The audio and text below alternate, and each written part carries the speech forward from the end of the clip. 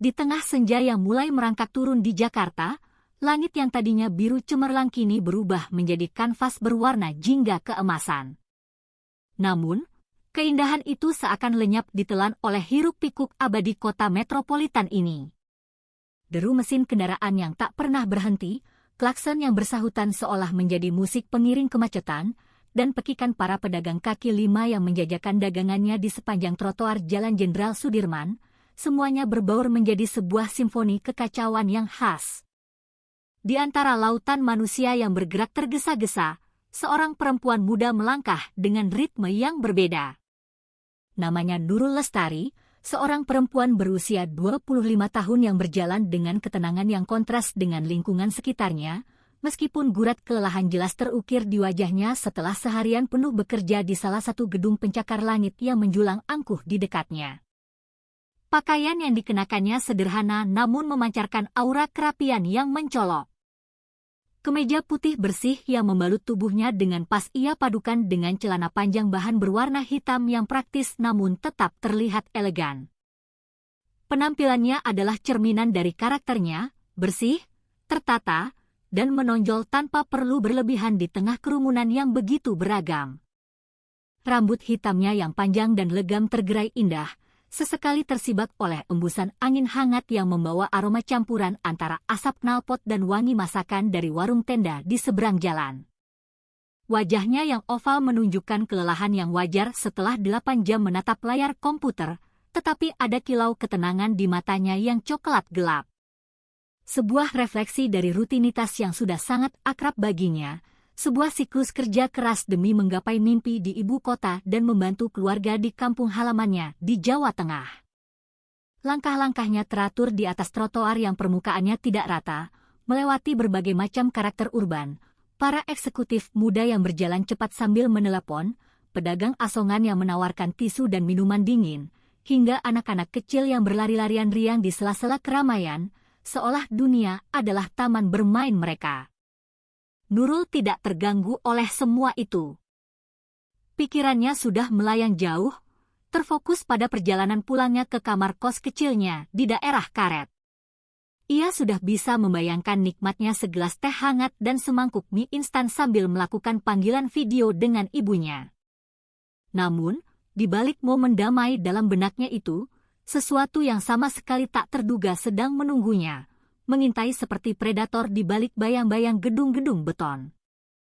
Sebuah bayangan besar dari seseorang yang berjalan dengan langkah berat dan mantap muncul di belakangnya, semakin lama semakin mendekat.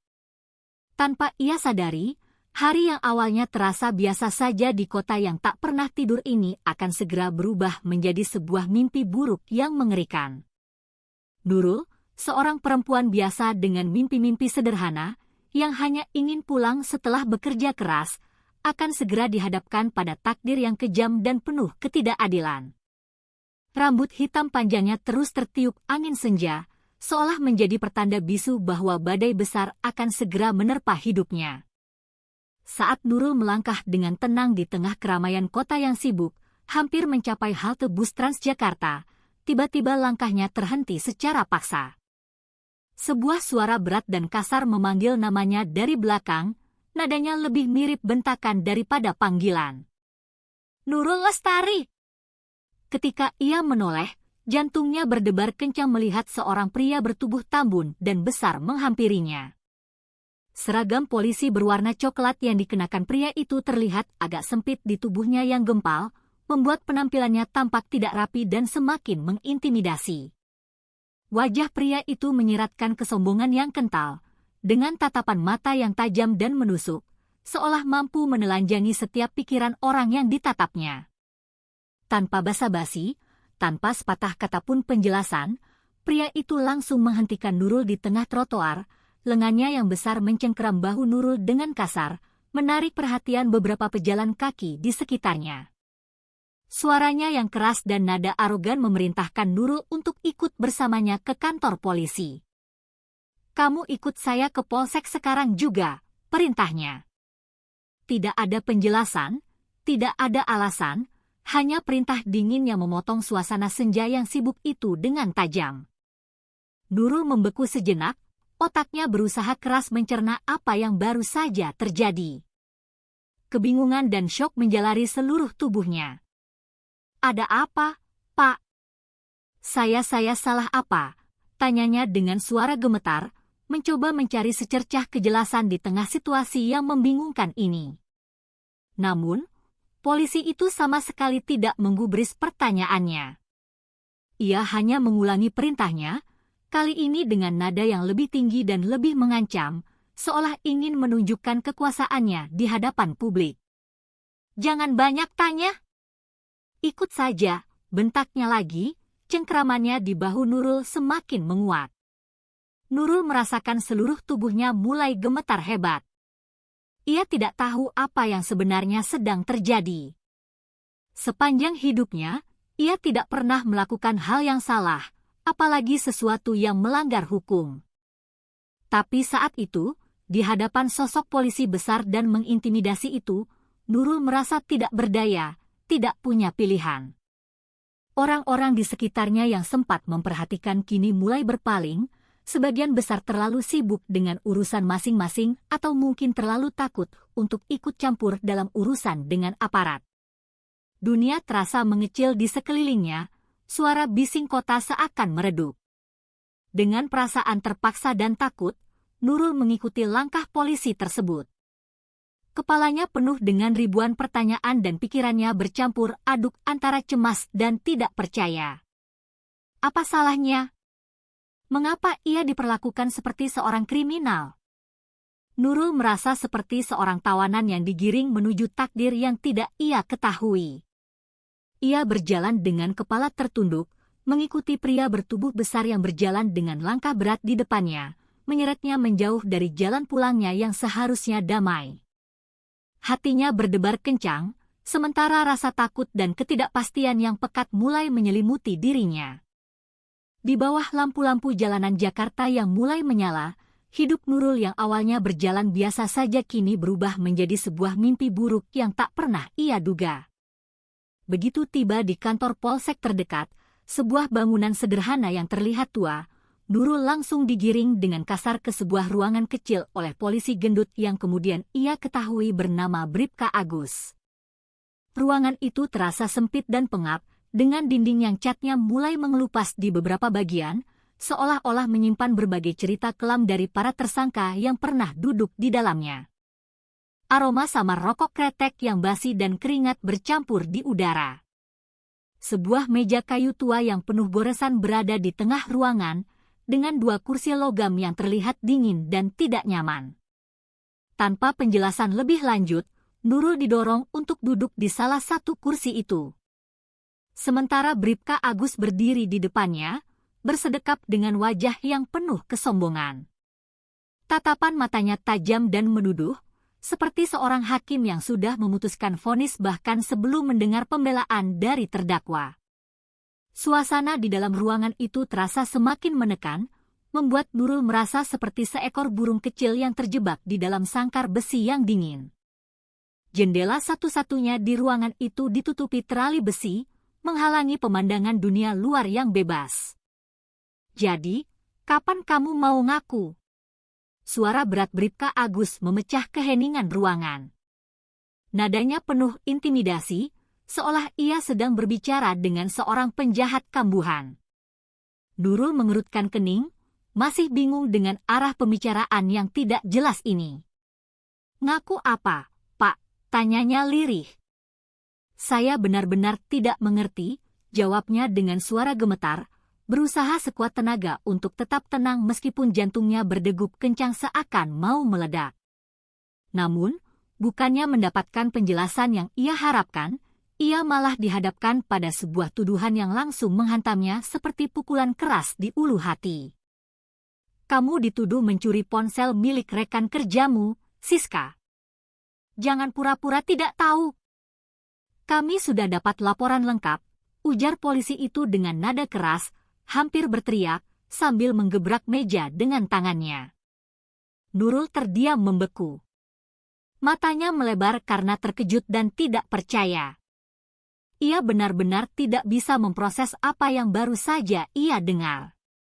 Tuduhan itu begitu mengada-ada, begitu tidak masuk akal baginya. Ia tahu bahwa ia tidak pernah melakukan hal sehina itu. Nurul adalah orang yang menjunjung tinggi kejujuran dan selalu bekerja keras.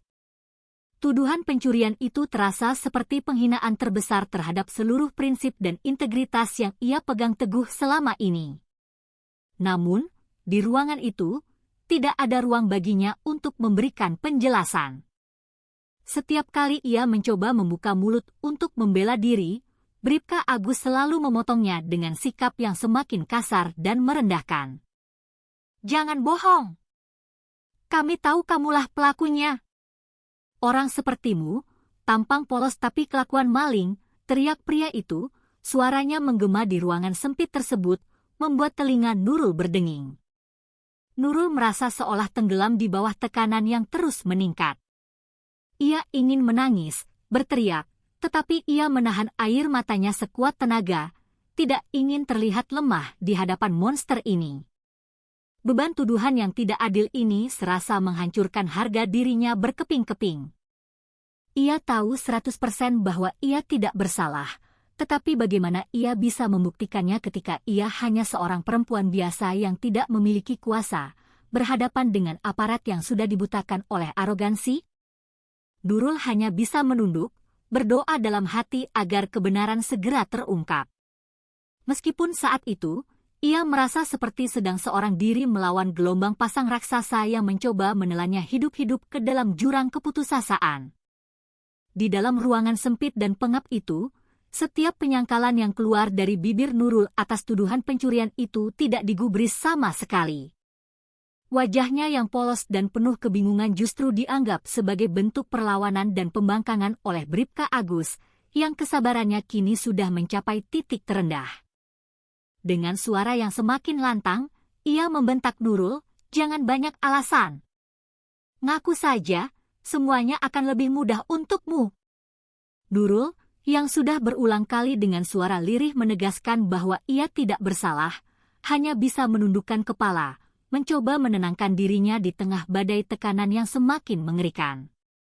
Namun, jawaban tenangnya yang konsisten justru memancing kemarahan pria itu hingga ke puncaknya. "Kamu pikir saya main-main? Hah?" teriaknya sambil beranjak dari kursinya dengan gerakan kasar. Ia menghampiri Nurul dengan aura mengancam yang membuat bulu kuduk Nurul meremang. Tiba-tiba, tanpa peringatan, Bribka Agus menarik tangan Nurul dengan kasar ke belakang sandaran kursi. Ia mengambil seutas tali tambang kecil yang tergeletak di sudut ruangan dan mengikat kedua pergelangan tangan Nurul dengan kencang, membuatnya tidak mampu bergerak. Nurul hanya bisa menatapnya dengan tatapan ngeri dan tak percaya. Tubuhnya mulai gemetar hebat saat ia menyadari apa yang mungkin akan terjadi selanjutnya. Tanpa peringatan, pukulan pertama mendarat di pipi kiri Nurul. Keras dan tanpa ampun. Suara tamparan yang keras itu menggema di ruangan yang sempit, disusul dengan erangan pelan dari Nurul yang menahan rasa sakit yang menyengat. Darah segar mulai mengalir dari sudut bibirnya yang pecah. Tetapi, dengan sisa-sisa kekuatannya, ia tetap mengangkat wajahnya, menatap Bribka Agus dengan mata yang penuh keteguhan. "Saya tidak mencuri," katanya perlahan, suaranya terdengar serak tetapi tegas. Namun, kata-katanya tidak berarti apa-apa bagi pria yang kini telah kehilangan seluruh kontrol atas dirinya itu. Pukulan lain menyusul, kali ini sebuah bogem mentah yang lebih keras mendarat di pipi kanannya. Kepala Nurul terhuyung ke samping. Wajahnya mulai membengkak dan memar. Darah segar menetes ke dagunya, mengotori kemeja putih bersihnya. Tetapi ia tidak menyerah. Ia tahu bahwa mengakui sesuatu yang tidak pernah ia lakukan bukanlah pilihan. Ia lebih memilih menanggung rasa sakit fisik ini daripada harus menyerahkan harga dirinya dan mengakui kejahatan yang tidak ia perbuat. Bribka Agus terus memaksanya untuk mengaku, berteriak-teriak dan sesekali memukulinya seolah ia adalah penjahat paling berbahaya. "Ngaku saja, anjing. Kalau kamu jujur, semuanya selesai," teriaknya dengan napas terengah-engah, Nadanya semakin tinggi dan tidak terkendali. Tetapi Nurul tetap diam. Ia menggigit bibirnya yang terluka, menahan air mata yang sudah menggenang di pelupuk matanya agar tidak tumpah. Dalam benaknya, ia bertanya-tanya dengan putus asa, bagaimana mungkin seseorang yang bersumpah untuk melindungi dan mengayomi masyarakat bisa menyiksa orang yang tidak bersalah seperti ini. Rasa sakit di tubuhnya semakin parah, tetapi yang lebih menyakitkan adalah rasa penghinaan dan ketidakadilan yang terus menusuk hatinya. Ia tidak tahu kapan semua ini akan berakhir, tetapi satu hal yang pasti, ia tidak akan pernah menyerah pada kebohongan. Dalam ruangan penyiksaan itu, Nurul berjuang bukan hanya untuk melawan rasa sakit, tetapi juga untuk melawan sebuah sistem yang telah sewenang-wenang memperlakukannya seperti penjahat tanpa secuil pun bukti. Sementara itu, di kamar kosnya, Rina, sahabat baik Nurul, mulai merasa gelisah. Sudah lewat jam 8 malam dan Nurul belum juga pulang, padahal biasanya paling lambat jam 7 malam ia sudah tiba. Teleponnya tidak aktif. Pesan WhatsApp yang ia kirimkan hanya centang 1. Perasaan tidak enak mulai menyergap Rina. Ia mencoba menelepon beberapa teman kantor Nurul yang lain, tetapi tidak ada yang tahu keberadaannya. Kecemasan Rina memuncak ketika salah seorang teman kantor mereka, Dani, memberitahunya tentang insiden hilangnya ponsel Siska di kantor sore tadi, dan bagaimana Siska dengan begitu yakin menuduh Nurul. Siska bilang dia melihat Nurul di dekat mejanya sebelum ponselnya hilang, kata Dani di telepon. Rina langsung merasa ada yang tidak beres. Ia tahu Siska sejak lama menyimpan rasa iri pada Nurul yang baru saja mendapat promosi. Tanpa pikir panjang, Rina memutuskan untuk bertindak. Ia bergegas kembali ke kantor mereka. Dengan alasan ada barang penting yang tertinggal, ia berhasil meyakinkan satpam yang sudah mengenalnya untuk memberinya akses masuk. Tujuannya satu, ruang CCTV. Dengan sedikit bujukan dan cerita karangan tentang proyek mendesak, ia berhasil melihat rekaman keamanan dari jam pulang kantor. Matanya terpaku pada layar monitor, memutar ulang rekaman dengan teliti. Jantungnya berdebar kencang. Dan benar saja. Di sana, terekam dengan jelas bagaimana Siska, setelah Nurul meninggalkan ruangan, dengan sengaja berjalan ke meja Nurul, menyelipkan sebuah ponsel ke dalam tas Nurul yang sedikit terbuka, lalu kembali ke mejanya dengan ekspresi puas. Beberapa menit kemudian, rekaman menunjukkan Siska mulai berakting panik, mencari-cari ponselnya dan menuduh Nurul. Rina merekam bukti krusial itu dengan ponselnya sendiri. Ia juga menemukan secari kertas di tempat sampah dekat meja Siska, sebuah struk penjualan ponsel bekas yang tanggalnya sama dengan hari itu. Siska menjual ponselnya sendiri dan menggunakan ponsel lamanya untuk menjebak Nurul. Dengan semua bukti di tangan, Rina segera mencari tahu di polsek mana Nurul kemungkinan ditahan. Dengan informasi dari Dani, ia melesat menuju polsek Setiabudi, memacu sepeda motornya menembus kemacetan malam Jakarta, dengan satu tekad menyelamatkan sahabatnya. Di tengah kekacauan dan tekanan yang tak manusiawi di ruang interogasi, pintu ruangan tiba-tiba terbuka dengan keras. Rina masuk dengan napas terengah-engah, wajahnya penuh tekad dan amarah. Ia mengenakan jaket jeans dan celana panjang hitam, penampilannya kontras dengan suasana kantor polisi yang kaku. Tatapannya tajam, langsung tertuju pada Bribka Agus dan kondisi Nurul yang mengenaskan. Ia mendekati meja petugas dengan langkah cepat, tanpa memedulikan tatapan bingung beberapa polisi yang berada di ruangan itu. "Saya di sini untuk membuktikan bahwa teman saya tidak bersalah," ucapnya dengan suara tegas yang memecah suasana penuh ketegangan. Di tangannya, ia memegang ponselnya yang sudah menampilkan rekaman video CCTV dan beberapa lembar bukti lain. Rina menjelaskan semuanya dengan lantang dan jelas, tanpa sedikit pun keraguan. Ia menunjukkan bagaimana Nurul telah dijebak oleh Siska. "Lihat ini," katanya sambil meletakkan ponselnya di atas meja, memutar video yang menunjukkan kelicikan Siska. Dan ini adalah bukti bahwa Siska menjual ponselnya sendiri sore ini, sebelum dia menuduh Nurul, lanjutnya sambil menunjukkan struk yang ia temukan. Dalam rekaman itu, semua terlihat begitu jelas. Wajah Siska, gerak-geriknya, semuanya terekam. Ruangan yang sebelumnya penuh dengan suara bentakan Bribka Agus kini menjadi hening senyap. Polisi-polisi yang tadinya begitu yakin dengan tuduhan terhadap Nurul mulai saling bertukar pandang dengan canggung. Ekspresi mereka berubah dari arogan menjadi malu. Bahkan Bribka Agus yang sebelumnya begitu garang menyiksa Nurul, kini terlihat kebingungan dan pucat pasi. Ia mendekati bukti-bukti tersebut, mencoba memeriksanya, tetapi jelas semua yang tertera di dalamnya tidak bisa disangkal. Kebenaran akhirnya terungkap dengan telak. Nurul, yang masih duduk lemah di kursi dengan wajah penuh luka, mengangkat kepalanya perlahan. Ia mendengar setiap kata yang diucapkan Rina. Dan untuk pertama kalinya sejak ia masuk ke neraka ini, ia merasa ada secercah harapan. Sahabatnya telah datang, membawa kebenaran yang tak terbantahkan dan membuktikan bahwa ia tidak bersalah. Bribka Agus berdiri terpaku di tengah ruangan, wajahnya yang tadinya merah karena amarah kini tiba-tiba kehilangan warna, menjadi pucat pasi. Tangannya sedikit gemetar saat menatap layar ponsel Rina yang masih memutar ulang rekaman aksi Siska. Matanya yang sebelumnya penuh dengan keyakinan buta dan arogansi kini terlihat gelisah, panik. Seolah-olah ia berusaha mencari celah sekecil apapun untuk membantah fakta yang terpampang begitu jelas di depannya.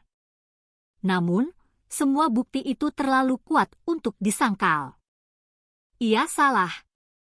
Ia telah menuduh, menghina, dan menyiksa seorang perempuan yang tidak bersalah. Keheningan yang canggung menyelimuti ruangan. Semua orang yang ada di sana, termasuk polisi lainnya, mulai menyadari bahwa sebuah kesalahan fatal telah terjadi. Rasa malu yang membakar mulai merayapi wajah Bribka Agus, menggantikan kesombongan yang sebelumnya begitu mendominasi dirinya. Ia mencoba berkata sesuatu, mungkin sebuah pembelaan diri yang lemah, tetapi tidak ada kata-kata yang mampu keluar dari mulutnya. Hanya keheningan yang kaku dan penuh penyesalan. Di sisi lain, Nurul, yang duduk di kursi dengan tangan masih terikat di belakang, mendengar semua penjelasan Rina dengan jelas. Setiap kata yang menguatkan bahwa ia telah dijebak, bahwa ia sama sekali tidak bersalah, terasa seperti bara api yang menyulut kembali semangat dan kemarahannya yang sempat padam. Tatapannya yang sebelumnya penuh dengan ketakutan kini berubah total. Mata Nurul yang lemah dan bengkak itu mulai menyala dengan amarah yang telah ia tahan sejak pertama kali ia dituduh. Ia merasakan setiap luka perih di wajahnya, rasa asin darah yang mengalir di sudut bibirnya, dan rasa sakit yang menusuk di sekujur tubuhnya. Semua itu adalah bukti nyata dari ketidakadilan brutal yang baru saja ia alami. Kalian pikir ini selesai begitu saja? Ucapnya dengan suara serak, tetapi begitu tegas dan dingin. Kalimat itu memecah keheningan, membuat Bribka Agus semakin terpojok dan panik. Amarah Nurul bukan hanya karena perlakuan fisik yang ia alami, tetapi juga karena harga dirinya, kehormatannya sebagai manusia, telah diinjak-injak tanpa ampun oleh orang yang seharusnya menjadi penegak keadilan. Bribka Agus tetap terdiam, tidak mampu dan tidak berani menatap mata Nurul yang menyala-nyala.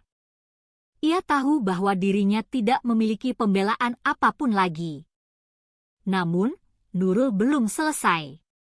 Dengan suara yang semakin kuat dan penuh amarah, ia melanjutkan, "Kalian menyiksa saya, mempermalukan saya, dan semua itu kalian lakukan tanpa bukti. Sekarang kebenaran sudah ada di depan mata kalian, lalu apa pertanggungjawaban kalian atas apa yang sudah kalian lakukan pada saya?" Suaranya menggema di ruangan itu, membuat semua orang yang hadir terdiam, tertunduk. Bahkan polisi lain yang sebelumnya hanya menyaksikan tanpa berani melawan, kini terlihat terkejut dan malu. Nurul tidak lagi merasa takut. Ia berusaha berdiri, meskipun tubuhnya lemah dan penuh luka.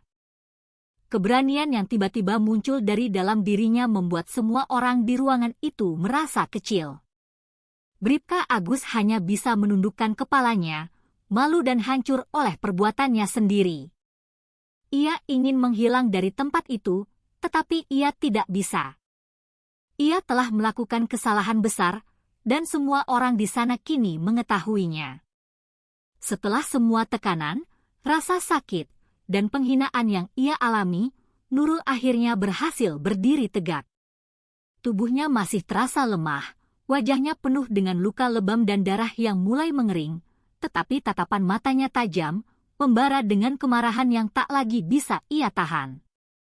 Ia telah cukup bersabar, cukup menahan diri, dan cukup menerima perlakuan tidak adil dari Bribka Agus. Semua rasa sakit yang ia simpan dalam hatinya kini meledak seperti gunung berapi yang tidak lagi bisa dikendalikan. Dalam sekejap, Nurul melangkah maju dengan langkah yang mantap meskipun sedikit terhuyung. Ia menatap langsung ke arah Bribka Agus yang kini tampak gugup dan terpojok, seperti seekor tikus yang terperangkap. "Kamu pikir semua yang kamu lakukan tidak ada konsekuensinya," desis Nurul, suaranya rendah tetapi penuh dengan ancaman yang nyata. Ketegangan di dalam ruangan terasa begitu kental, seperti bom waktu yang siap meledak kapan saja. Tanpa peringatan, Nurul mengangkat kakinya dan dengan sisa-sisa kekuatan yang ia miliki, ia melancarkan sebuah tendangan keras tepat ke wajah Bribka Agus. Suara tumpul dari tendangan itu menggema di dalam ruangan, diikuti oleh suara tubuh pria besar itu yang jatuh tersungkur ke lantai dengan keras. Darah segar mulai mengalir dari hidung Bribka Agus, bercampur dengan raut keterkejutan dan rasa sakit di wajahnya. Ia sama sekali tidak menyangka Nurul, perempuan yang ia anggap lemah dan tak berdaya, memiliki keberanian sebesar itu untuk melawannya secara fisik. Polisi lain yang berada di ruangan itu hanya bisa terdiam, terpana. Mereka tidak berani melerai karena mereka tahu apa yang telah dilakukan oleh rekan mereka itu sudah jauh di luar batas kewajaran. Tidak ada satupun dari mereka yang merasa simpati terhadap Bribka Agus. Sebaliknya, beberapa dari mereka bahkan tampak setuju dengan tindakan Nurul, meskipun hanya dalam hati. Namun Nurul tidak berhenti di situ. Ia mendekati tubuh Bribka Agus yang berusaha bangkit dari lantai, namun pandangannya tetap tertunduk, tidak mampu menatap Nurul. "Rasakan itu," kata Nurul dengan tegas, suaranya bergetar oleh emosi yang memuncak. "Itu bahkan belum sebanding dengan apa yang sudah kamu lakukan pada saya." Setiap kata yang ia ucapkan penuh dengan kemarahan yang terpendam selama berjam-jam. Ia tidak peduli lagi pada luka-luka di wajahnya atau rasa sakit di tubuhnya. Yang terpenting baginya saat ini adalah harga dirinya yang telah diinjak-injak, dan ia kini membalas perlakuan itu dengan kekuatan yang ia miliki. Ruangan tetap sunyi, tidak ada suara protes atau upaya untuk menghentikannya. Hanya ada keheningan yang terisi oleh rasa bersalah kolektif dan ketegangan yang menggantung di udara. Untuk pertama kalinya malam itu, Nurul merasa bahwa ia telah merebut kembali sedikit dari martabatnya yang telah direnggut secara paksa. Di tengah situasi yang semakin memanas, saat emosi memenuhi ruangan sempit itu, pintu kantor polisi terbuka lebar dengan suara keras. Seorang pria berusia paruh baya dengan seragam polisi yang rapi dan penuh wibawa melangkah masuk dengan tegas. Bintang perak di pundaknya menandakan pangkatnya sebagai komisaris polisi. Dialah pimpinan Polsek, Kompol Handoko, sosok yang begitu masuk langsung memancarkan aura otoritas dan ketertiban. Tatapannya yang tajam langsung menyapu seluruh ruangan, memperhatikan Nurul yang berdiri dengan tubuh penuh luka dan darah, Rina yang berdiri di sampingnya dengan wajah tegang, serta Bribka Agus yang masih terduduk di lantai dengan wajah berdarah dan penuh rasa malu. Ada keheningan yang mendadak saat ia masuk. Seolah semua orang yang ada di ruangan tahu bahwa kehadirannya akan membawa sebuah keputusan penting. "Apa yang terjadi di sini?" Suaranya tegas dan berat, memecah suasana yang tegang. Ia menatap langsung ke arah Bribka Agus yang tak berani mengangkat kepala, sementara yang lain hanya diam seribu bahasa. Setelah beberapa saat yang terasa begitu lama, salah satu polisi yang berdiri di sudut ruangan mulai menjelaskan dengan terbata-bata apa yang terjadi, termasuk perlakuan kasar Bribka Agus terhadap Nurul dan bukti baru yang dibawa oleh Rina. Kompol Handoko mendengarkan dengan serius. Ekspresi wajahnya berubah semakin dingin dan keras seiring dengan kronologi kejadian yang mulai terkuak. Ia mendekati meja, mengambil ponsel Rina, dokumen, dan struk yang menjadi bukti, lalu memeriksanya dengan cermat. Tidak butuh waktu lama baginya untuk menyadari bahwa Nurul sama sekali tidak bersalah, dan bahwa bawahannya telah melakukan kesalahan besar yang memalukan, salah tangkap, penganiayaan, melanggar hukum, dan melampaui batas kewajaran. Ia menatap Nurul, yang meskipun terluka parah, tetap berdiri tegak dengan mata yang penuh keberanian. Nona Nurul, saya, atas nama Institusi Kepolisian Republik Indonesia, meminta maaf atas apa yang telah Anda alami. Ini adalah kesalahan besar dari pihak kami, katanya dengan nada yang serius dan dalam, penuh penyesalan. Ia tahu bahwa tidak ada kata-kata yang cukup untuk menghapus trauma yang telah dialami Nurul. Kompol Handoko kemudian menatap Bribka Agus yang masih terduduk di lantai, wajahnya penuh dengan darah dan rasa malu. Kamu telah mempermalukan institusi ini, ucapnya dengan nada dingin yang menusuk. Matanya memancarkan kekecewaan yang mendalam. Mulai hari ini, kamu dicopot dari jabatanmu. Dan saya pastikan kamu akan mendapatkan hukuman pidana yang setimpal. Kata-katanya menggema di ruangan, membuat semua orang yang mendengar tahu bahwa ia tidak main-main. Bribka Agus hanya bisa menunduk pasrah, tidak mampu membela diri karena semua bukti dan fakta sudah jelas terpampang. Pimpinan polisi itu kemudian memerintahkan bawahannya untuk segera membebaskan Nurul dari ikatan dan membawanya untuk mendapatkan perawatan medis atas luka-lukanya. Meskipun permintaan maaf telah disampaikan dan keadilan mulai ditegakkan, Nurul hanya menatap Kompol Handoko dengan dingin. Baginya, luka fisik mungkin bisa sembuh, tetapi pengalaman pahit ini akan meninggalkan bekas luka di hatinya yang tidak akan mudah untuk dilupakan. Nurul berdiri diam di tengah ruangan, dikelilingi oleh para polisi yang kini menatapnya dengan campuran rasa bersalah dan hormat. Wajahnya masih memancarkan kemarahan yang belum sepenuhnya reda. Luka-luka di wajahnya adalah bukti nyata dari ketidakadilan yang baru saja ia alami. Ketika Kompol Handoko menyampaikan permintaan maafnya dengan nada serius dan penuh penyesalan, Nurul hanya menatapnya dengan dingin. Tidak ada emosi di wajahnya selain kelelahan dan kekecewaan yang mendalam. Ia mendengarkan setiap kata dengan hati yang masih bergejolak, tetapi rasa sakit yang ia alami, baik fisik maupun emosional, membuatnya sulit untuk langsung menerima permintaan maaf itu. Permintaan maaf tidak cukup, Pak, ucapnya dengan suara serak, tetapi tegas. Setiap kepala di ruangan itu tertunduk. Apa yang terjadi pada saya bukan hanya masalah salah tangkap. Ini adalah pelanggaran terhadap hak asasi saya sebagai manusia. Ini adalah penyiksaan. Kata-katanya yang tajam membuat orang-orang di ruangan itu terdiam. Bahkan Kompol Handoko pun tampak terguncang oleh keberanian dan ketegasan yang ditunjukkan Nurul. Namun, saat mendengar janji tegas dari Kompol Handoko bahwa Bribka Agus yang arogan itu akan dicopot dari jabatannya dan dihukum sesuai dengan tindakannya, Nurul mulai mempertimbangkan. Ia tahu bahwa tidak ada yang bisa mengembalikan jam-jam penuh teror yang ia alami atau menghapus rasa sakit dan penghinaan. Tetapi setidaknya, ada secercah keadilan yang mulai ditegakkan.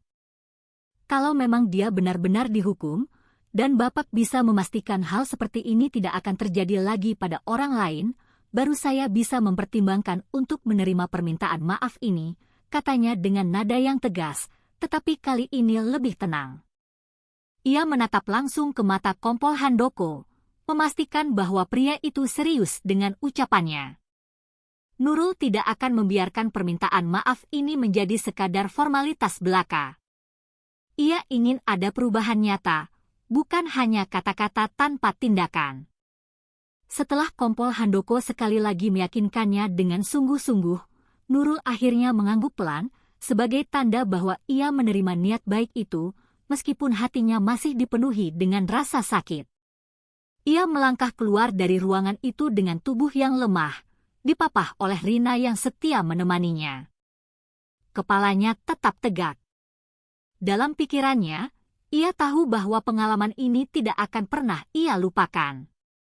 Ia telah menjadi korban dari arogansi dan penyalahgunaan kekuasaan. Dan meskipun keadilan mulai ditegakkan, rasa percayanya terhadap aparat hukum telah hancur berkeping-keping. Di balik luka-lukanya, Nurul berjanji pada dirinya sendiri bahwa ia tidak akan pernah lagi tinggal diam jika melihat ketidakadilan seperti ini terjadi, baik kepada dirinya sendiri maupun kepada orang lain.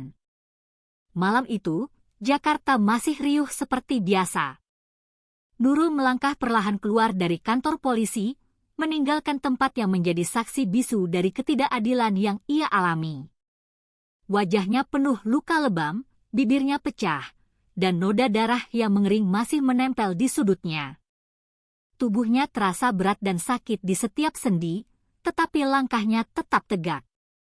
Sekalipun fisiknya terluka parah, ada sedikit rasa lega yang tumbuh di hatinya. Kebenaran akhirnya terungkap, dan ia berhasil mempertahankan martabatnya, meski harus melalui perlakuan kejam yang tidak pernah ia bayangkan sebelumnya. Namun, gemerlap lampu kota yang terang benderang itu tidak mampu menghapus rasa sakit emosional yang ia rasakan. Setiap langkah yang ia ambil di trotoar yang ramai terasa seperti membawa beban berat dari pengalaman pahit yang baru saja ia lalui. Ketika ia berjalan bersama Rina, orang-orang di sekitar sesekali menoleh, menatapnya dengan campuran rasa ingin tahu dan kasihan. Bagaimana mungkin mereka tidak memperhatikan seorang perempuan muda dengan wajah penuh luka dan langkah yang terlihat lelah? Nurul tidak mempedulikan tatapan itu. Kepalanya tetap tegak, meskipun pikirannya dipenuhi dengan perasaan campur aduk antara rasa lega karena dirinya telah dibebaskan dari tuduhan, dan kemarahan yang masih membara karena perlakuan tidak adil yang ia alami. Ia terus melangkah melewati jalan yang sama yang ia lalui sore tadi, ketika ia baru pulang dari kantor dengan hati yang ringan. Namun, malam yang sibuk ini terasa sangat berbeda, tidak lagi menjadi simbol dinamika kehidupan, melainkan sebuah pengingat abadi akan ketidakadilan yang baru saja ia alami. Setibanya di depan pintu kamar kosnya, Nurul berhenti sejenak. Ia menatap pintu coklat itu, yang seharusnya menjadi gerbang menuju tempat peristirahatan yang aman. Malam ini, rasanya berbeda. Ia membuka pintu perlahan dan ketika masuk, ia langsung bersandar di dinding, tubuhnya bergetar hebat menahan semua emosi yang tertahan. Ia tidak menangis, tetapi air matanya jatuh begitu saja, mengalir tanpa bisa ia kendalikan, membasahi pipinya yang lebam dan terasa perih. Ini belum selesai, gumamnya pelan, tetapi dengan nada penuh tekad yang didengar jelas oleh Rina. Nurul tahu bahwa luka di wajahnya akan sembuh seiring waktu, tetapi luka di hatinya akan membutuhkan waktu yang jauh lebih lama untuk pulih. Ia duduk di tepi tempat tidurnya, menatap keluar jendela, melihat kerlip lampu kota Jakarta, dan bersumpah dalam hati bahwa ia tidak akan membiarkan kejadian ini berlalu begitu saja. Bukan hanya untuk dirinya sendiri, tetapi juga untuk orang lain yang mungkin akan mengalami nasib yang sama, yang tidak seberuntung dirinya memiliki sahabat seperti Rina yang berani berjuang untuknya. Malam itu, seorang perempuan yang